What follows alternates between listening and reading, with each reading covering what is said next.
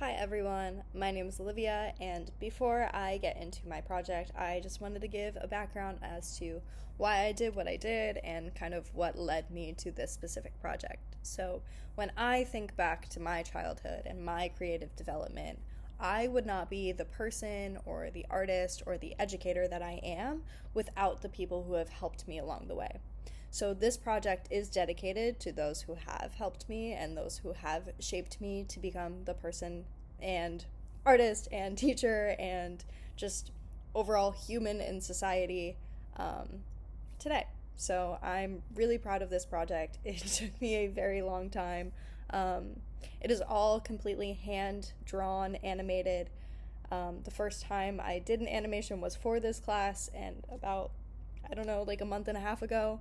Um, so, yeah, I was really inspired by our magic project and our project about our family and what they saved. So, yeah, I hope you guys enjoy as I talk about my creative development.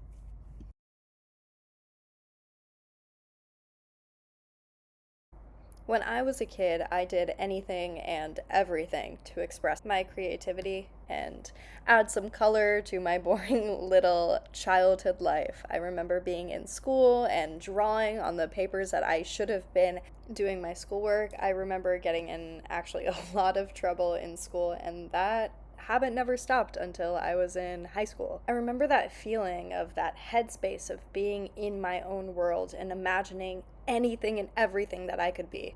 I thought about being an artist, a cat lady, an astronaut, a construction worker, a teacher. My opportunities were endless. In fourth grade, I met the woman who would change my perspective on education forever. Miss Ezra was the first person to show me that it was okay to be different and creative. She showed me it didn't matter what other people thought of you, being yourself was the best thing you could be.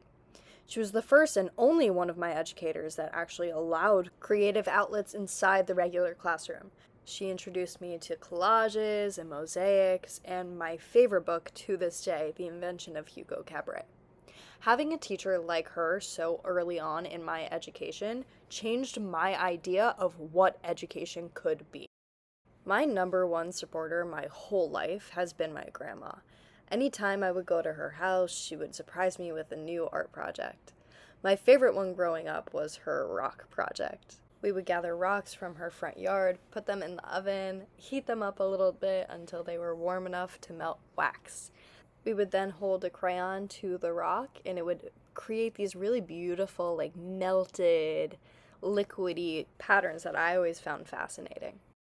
Similarly, my dad was also a really big supporter of my artistic endeavors. He was always looking for art classes for me to take, taking me to galleries and shows, and buying me crazy materials to experiment with. Whenever I would finish a painting or a project in college, I would send it to him, and I do the same thing now. I always kind of look for his approval in my artwork. Without his guidance and support, I would not be exposed to the incredible artwork I saw at a young age that shaped me to be the artist that I am today. Throughout my high school career, I was not the best student. All I wanted to do was paint. And my homeroom teacher was my saving grace. She always let me go to the art teacher, who also happened to be my gymnastics coach at the time. The two of them actually broke the rules for me. I was allowed to take two separate art classes during the day when most people were only allowed to take one per semester. That second art class allowed me to prepare myself and get ready for the three pre college courses I took before I went into college. One moment I remember very vividly from my senior year of high school is after I had my meeting with my advisor about what I wanted to do with college and my schools that I was interested in. I told my advisor the two schools that I was really interested in, FIT and Parsons, and she asked me if I had any schools that weren't a reach school. That really hurt me, and thinking back to it now, it feels crazy to think about some adult saying that to a child. She didn't know who I was as an artist, she didn't know who I was as a person, she was only looking at my grades. I remember feeling so distraught by this. I went back to my homeroom teacher in tears, and she sat me down and we were looking through all of the art that I made that year, and She didn't know anything about art or art schools, but she told me that with my portfolio the way that it was, I could get into any art school that I wanted to. And that pushed me to apply to Parsons, SCAD, RISD, FIT, all of these schools that my advisor told me I would never get into. I got into all of them, and I had the confidence to apply to them because of my homeroom teacher. Thinking back to the start of my development, I would not have the confidence, knowledge, experience, or drive to succeed in my artistic career without the support of these incredible people. Thank you so much, Miss Ezra, Miss Merlin, my grandparents, my dad. This is all because of you.